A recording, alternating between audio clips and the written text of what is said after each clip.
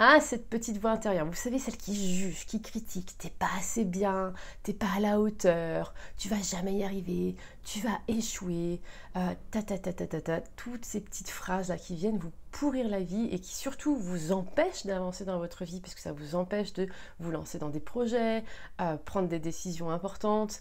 Et bien, comment faire pour maîtriser cette petite voix intérieure? Est-ce qu'il faut la taire? Est-ce qu'il faut la rassurer? C'est justement le sujet de cette vidéo. Je vous dis à tout de suite, juste après le générique.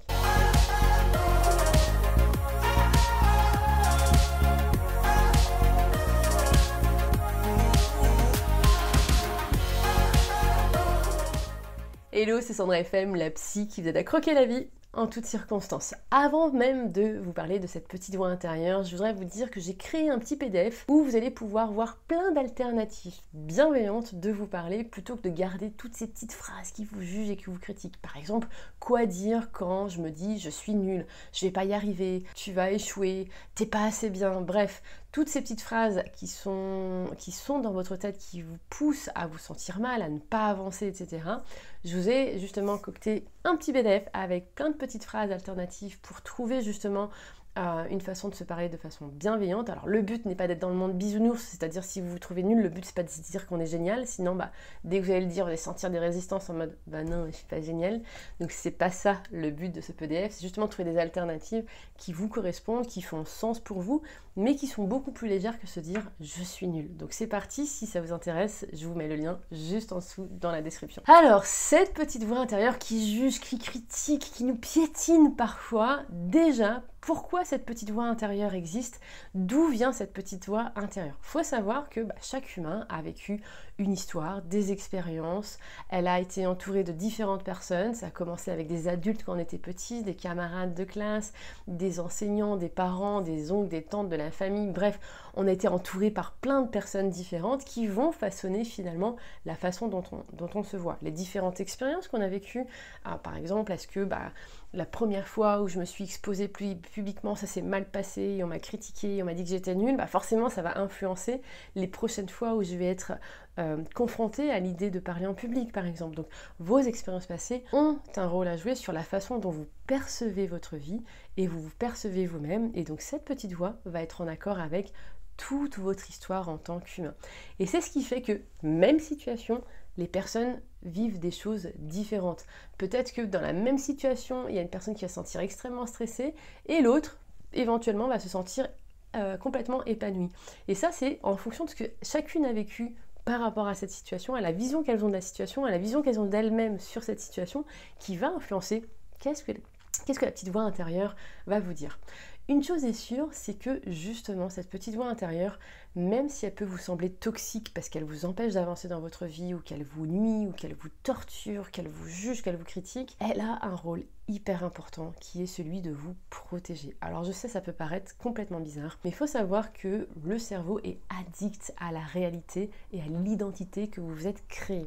C'est-à-dire que si vous êtes convaincu que vous êtes nul, votre cerveau il va tout faire pour protéger cette croyance et de faire en sorte que vous fassiez des choses dans votre quotidien qui assurent que cette identité est réelle. Et donc votre petite voix va être en accord avec tout ça et va s'assurer que, comme un bon petit soldat, tout ce que vous croyez au fond de vous va être bien préservé et va bien exister dans votre quotidien. Votre cerveau veut être cohérent. C'est hyper important pour votre cerveau d'être cohérent pour pouvoir faire en sorte que tout roule pour lui en fait, tout fonctionne, parce que tout fonctionne comme il le croit, comme il a été éduqué, on va dire.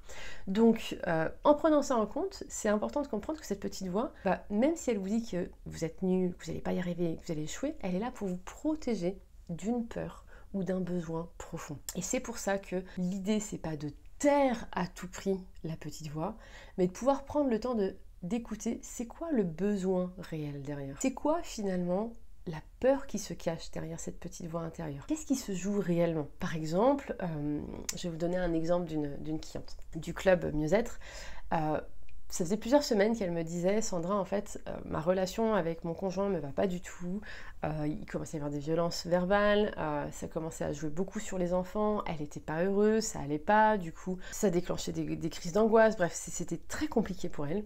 Et elle n'osait pas quitter ce conjoint parce que, justement, la petite voix lui disait des choses comme « tu vas jamais y rêver seul, tu pourras pas vivre seul à cause de tes crises d'angoisse, tu vas échouer, enfin toutes ces petites phrases qui viennent, qui font que ça la mettait tellement en panique d'être seule face à elle-même, que du coup, elle préférait rester dans cette zone où certes c'est inconfortable avec le conjoint, mais au moins elle a protégé cette idée que c'est mieux d'être accompagnée que d'être seule. Parce que peut-être que dans son histoire, on lui a dit que quand on est adulte, c'est mieux d'avoir un conjoint, que c'est important d'avoir un conjoint. Peut-être que, j'ai pas l'info, parce que c'est pas quelque chose qu'on a travaillé, mais peut-être que par exemple sa maman était quelqu'un qui avait toujours dit que c'était important d'avoir un mari, que sa maman faisait rien sans son mari, enfin sans son père du coup, etc. Et donc tout ça a pu peut-être façonner la façon dont elle voit le couple, par exemple. Et donc forcément, le cerveau, il a protégé cette vision-là, et il lui a préféré lui dire « Ne bouge pas, reste comme tu es, quitte à rester dans ton mal-être, mais c'est encore pire d'imaginer le scénario de rester seul. » Et donc, quand c'est comme ça, c'est hyper important de comprendre qu'est-ce qui se joue derrière, c'est quoi la peur, c'est quoi le besoin, pour aller travailler dessus et rassurer finalement cette petite voix qui va faire en sorte qu'elle va s'atténuer naturellement. Vous allez libérer petit à petit la petite voix intérieure en maîtrisant finalement le vrai sujet de fond. Ça, on va le voir dans l'atelier Maîtriser votre petite voix intérieure. Je vais vous mettre d'ailleurs le lien sous la vidéo où justement cet atelier a été créé pour le Club Mieux-être, pour mes clientes. Donc on va faire en sorte que l'atelier puisse vraiment aider de façon pratique avec des solutions concrètes de comment faire en sorte de rassurer cette petite voix intérieure. Alors ça ne veut pas dire qu'il y a des fois on ne peut pas la taire, il y a des fois où clairement juste dire stop, c'est moi qui décide, c'est clairement faisable, on va justement en parler dans l'atelier, je donnerai même des exemples personnels là-dessus s'il le faut, mais vous allez voir que en fonction de la situation, de ce que vous ressentez, etc., soit vous allez taire votre petite voix intérieure, soit vous allez la rassurer, mais quand même, dans la majorité des cas, l'idée c'est de pouvoir prendre en compte les besoins de fond pour pouvoir libérer naturellement toute cette toxicité, j'ai envie de dire, de la petite voix et de pouvoir l'apaiser. Vraiment avoir un rôle de grande sœur, de grand frère, d'un vrai ami qui est vraiment là à l'écoute pour faire en sorte que la petite voix sente ce réconfort, se dise ok, tout va bien. Je peux y aller.